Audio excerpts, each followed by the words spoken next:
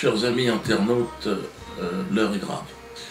Nos deux camarades, fiers combattants français, chasseurs alpins, glisseurs de quenelle, sont dans la tourmente. Mais ils peuvent compter sur la solidarité des militaires. J'ai reçu, et je vais vous lire, la lettre d'un soldat, une lettre étonnante. Je suis un soldat, et je sais reconnaître un commandant. Dieudonné nous a guidés vers quelque chose de meilleur. Et puisqu'il a pris des risques pour nous défendre, j'invite tous les soldats dignes de ce nom, dignes de leur uniforme et de leurs engagements, à défier l'autorité et suivre Dieudonné. Si moi aussi je dois me faire lyncher parce que j'ai suivi mon code de soldat, ma conscience et mes principes, mon intelligence en choisissant Dieudonné, alors amen, ainsi soit-il. Dois-je vous rappeler, soldats, guerriers, que nous avons prêté serment, sous nos drapeaux respectifs, défendre nos nations, que l'ennemi vienne de l'extérieur ou de l'intérieur. N'obéissons pas aveuglément à l'oppresseur, mes frères. Nous sommes nés soldats et nous mourrons soldats, dans la dignité, l'honneur, la fierté, la force et le courage. La parole de notre regretté général Bijard résonne encore en moi. Lorsqu'il a voulu rejoindre ces hommes, de nobles paras, tombés en Indochine, à Dien Bien Phu, croire et oser, être et durer, ne pas subir. Cela ne vous évoque-t-il rien? Fidélité, loyauté?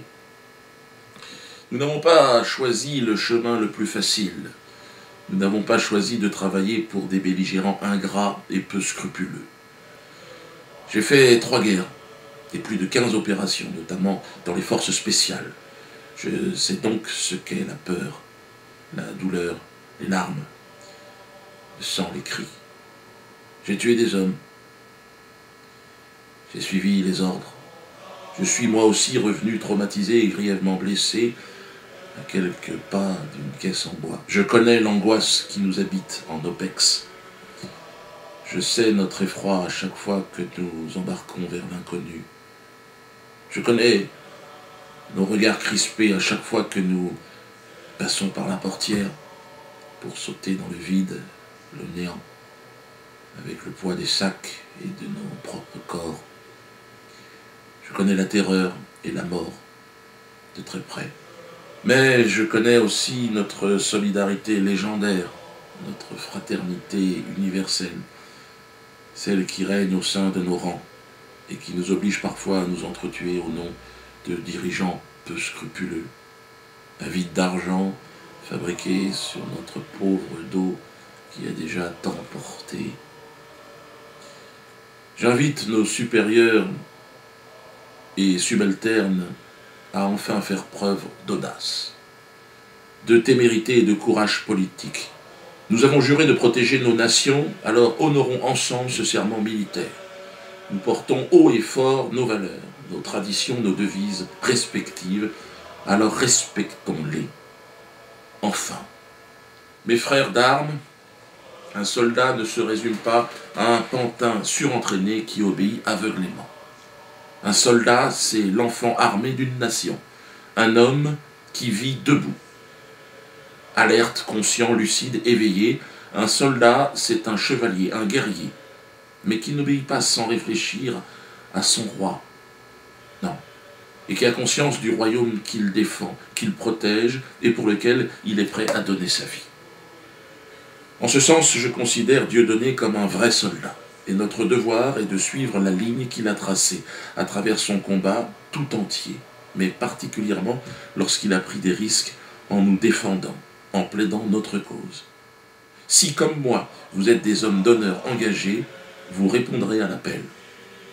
Notre ennemi vient de l'intérieur, de notre propre gouvernement. Il ne vient pas de l'extérieur. Soutenons Dieudonné et battons-nous contre le réel ennemi. Souvenez-vous des temps anciens, collègues, frères d'armes. Nos ancêtres furent de valeureux guerriers, prêts au sacrifice ultime pour leur nation ou leur honneur, celui de leur vie. La nôtre ne se résume pas à alimenter l'économie de guerre pour enrichir des parasites profiteurs en risquant notre peau. Notre devoir est d'être prêts à la sacrifier pour nos valeurs. Vive la liberté! jeune lieutenant belge anonyme. Eh bien écoutez, je dois assumer mes responsabilités. Amis, frères, soldats, j'accepte ce commandement et cette mission révolutionnaire. Je vous demande un temps d'oublier votre arme de service, vous pouvez la déposer sur le sol. Armez-vous seulement de votre panache, de votre courage et de votre loyauté.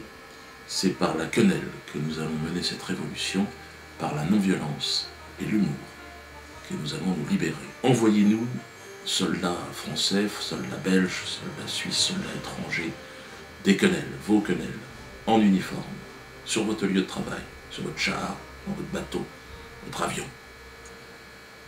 Plus vous serez nombreux, et plus, évidemment, notre opération sera efficace. L'heure de la grande désobéissance approche.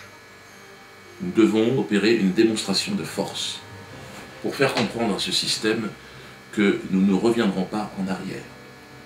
Désobéissance civile et militaire.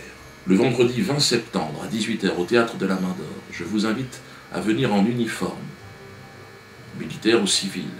Nous allons faire une quenelle en uniforme et visage découvert. La pétition contre la LICRA doit être un objectif prioritaire. N'hésitez pas, utilisez tous les moyens nécessaires à votre disposition pour faire signer cette pétition à votre entourage, des amis, toutes personnes que vous croiserez sur votre chemin.